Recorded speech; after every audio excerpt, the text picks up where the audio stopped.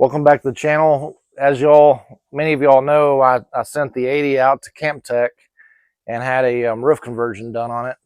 I want to show you around. We've been on a week and a half trip in Colorado.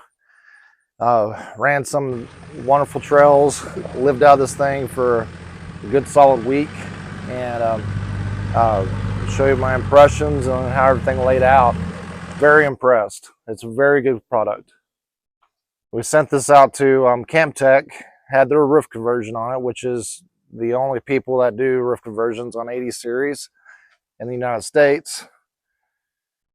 I had them do the L-track on the roof for the tie downs and all, which make it really nice.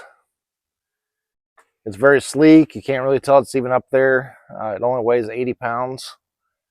So it's really light on the roof compared to a rooftop tent. Pretty much any rooftop tent. Works just like my Alu cab. Floor pushes up, and you got a little small floor right there. Quite a bit tighter than my Troopy's Alu cab, but just because it's such a longer roof on the Troopy. But look at the quality. Quality is phenomenal. Done the headliner out of Alcantara suede, which matches the JDM upholstery really nicely. The mattresses are unbelievably comfortable. I've had a lot of rooftop tents, and including my Alu cab, and the mattresses always need a topper on it. We had zero issues, zero complaints whatsoever with this mattress.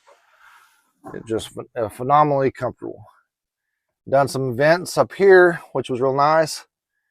The roof is still raw aluminum. We're going to make a snap-on headliner to fit that. I'll probably put a light up here as well. But believe it or not, it didn't really condensate. And what it did, it burned off really quickly, basically before we woke up in the morning. So I had them do this inside outside kitchen is what they call it. And when I first talked to Eric about doing this, I told him, I said, I don't really want it to slide out. I just want it to be stationary inside, less moving parts. And he said, no, you want it to slide out.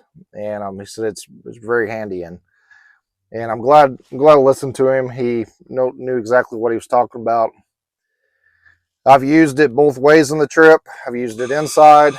We was up over 12,000 feet, and Liz actually fried some hamburger meat for some tacos in here, and it was really nice to get out of the wind.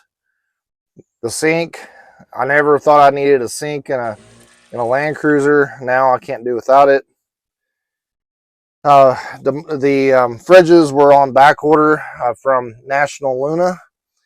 This box fits a 50-liter dual zone National Luna, or a 52 single zone, excuse me.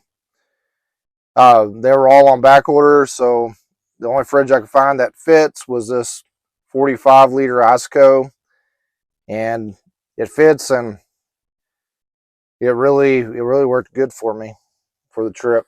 I'll probably be switching it out sooner or later, but it's until those National Lunas come back in stock, then we're going to keep this. Front runner utensil kit. These stuff in there. I like that location. It really worked good. So coming around here, this compartment here, you see has a button on it that says flush. This is something that's pretty unique. This is a wrap-on 12-volt toilet. In here, I keep the toilet seat. It sets on there. It's amazing how well this worked. It worked perfect. You just pull the baggie. It actually feeds the plastic down, heat seals it, drops it off. You just pull the baggie out, and you're ready to go. when you get to a place that that you can dump it. So I keep the congealer in here. You just put a bag in, toilet seat just sits right there next to my battery. You're ready to go.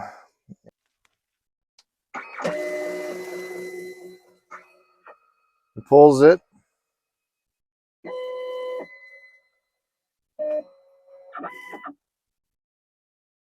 Now it's going to heat seal it, and it's done. It just drops it off. You just pull it out. We used it several times and never once had an issue with it. It just worked flawlessly perfect. This compartment here is my battery compartment. I got my Starlink Mini stuffed in there. And being that it's battery, I wanted to put stuff that's soft in here. So I carry the train tamer kits for all my spares. And then we can see we've got a 200 amp hour plus self-heating lifetime lithium, a BCDC 1240D, an fuse block, and that's my power system. Right in front there, I've got a 2000 watt lifetime inverter, pure sine wave. So that works really super good. All right, so the toilet's done. You've got this sealed little baggie. So works really super good. It's pretty amazing. And then it can double as a seat. You put the cover back on it. So one night Liz sat there and I sat where I'm sitting, and we had that cutting board sitting here between our legs, and we played cards whenever it was cold up in the mountains. So this stove is a partner steel stove that he cut apart and modified and solid mounted into the cabinet. And this little sink, just a little RV sink. I've got the power turned off to the water pump right now, being that we're finished with our trip. But you just turn that and you got a nice flow of water. Works really super good. So this is the diesel heater control. This is the diesel heater vent. The diesel heater is built into this cabinet. This is the toolbox. I was worried about not having enough space, but there's more than enough space. It's unbelievable what you can fit in there, and it works perfect. You put a divider wall. The diesel heater is sitting right in here through the floor, and it's plumbed into the diesel tank. So back here in the back of this drawer, of this cabinet, we've got the Travel Buddy oven. We used it quite a bit on the trip. And then we got a nice little cubby above the oven and above the diesel heater. Toiletry bag. I got some lamps back there. Deck of cards to pass the time in the evenings. And then on this side, it's got a little nice rack to put all your spices and soap and all that. Makes a nice little shelf right here to be able to store stuff next to the kitchen. I'm going to build a box into that gold wing and put some shelves on the back side of it to be able to hang some things and be able to stuff things in from this side. And then you'll still have the under storage there of that shelf. The inside outside kitchen is very handy.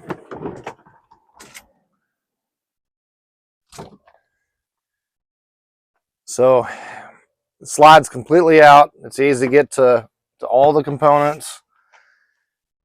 We use a alu box as a step to get in and out of it, which fits perfectly between the two cabinets. Well, it also becomes the step in order to be able to use this as a cooker outside. It's a perfect height. So you got storage in there. The propane bottle lives in there that feeds the stove. So I use that as just kind of generic storage for right now. And this one here, all my pots and pans, coffee maker, all that. And then storage here for that, some wipes.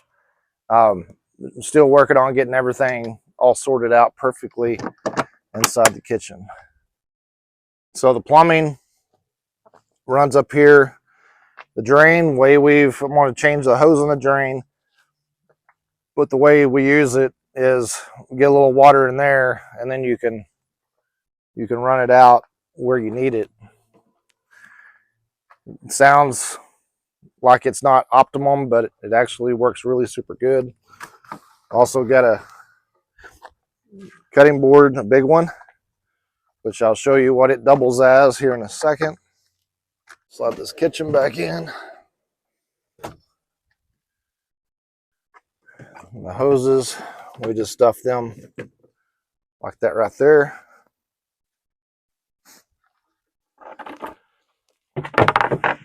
So this cutting board slides right there.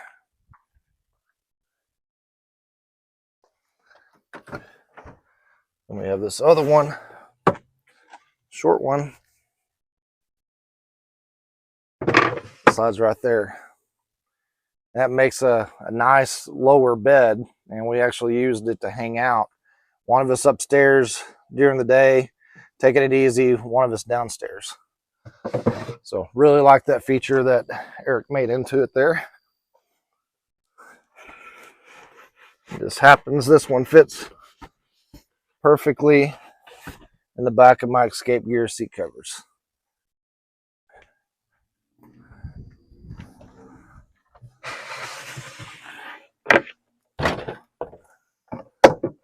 Let's do it here. We'll just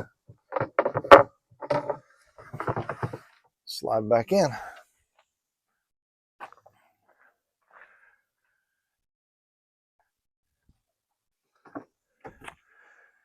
So water tank goes all the way across, 17 gallons. It's got gravity flow. Also, this here goes to the pump. We got a 12-volt pump right here. You can see another view of the 2,000 watt inverter. And I'm going to utilize this space in here for something. Build a bracket off of the water tank. Do something there to utilize this space good. I like how you brought the shelf all the way forward. It gives me some storage to be able to attach some stuff down here, as well as set stuff or bolt stuff to the top of that shelf. What's nice about the gull wings, what makes me not want to close this off, is I use this several times to fill my water bottle, because this is food grade stainless, all food grade hoses. We use purified water in the tank. I'd fill my water bottle from right here, and I have to open the back end up. So that was kind of a nice feature. So this Alu box stores away perfectly right there, and it does not rattle. And you can have this in and have the cutting boards sitting there to make the bed, so it works super good. But most time you have this out first, because like I said, that's your step on getting into the camper conversion. Thank you for tagging along with us, and I hope you enjoyed what you see here.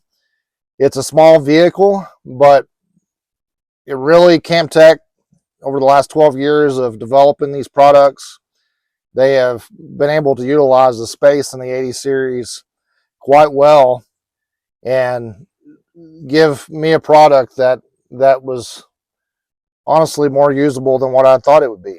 It exceeded all my expectations.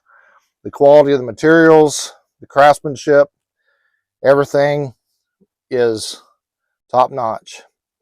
And dealing with Eric at Campteq has been great over the last several months. So, like I said, we just got back from a a week-and-a-half trip of picking this up and doing a trip around Colorado. Stay tuned. We'll have some videos out of our trip here in the next few days. But I wanted you to see what we felt about the camper conversion when we got back. It took very little cleanup. This is basically how it was. We unpacked clothes. Everything else is still in here, which is going to make it super nice to be able to do trips because everything's going to be ready at all times. Remember to like and subscribe. I'll see you guys next time.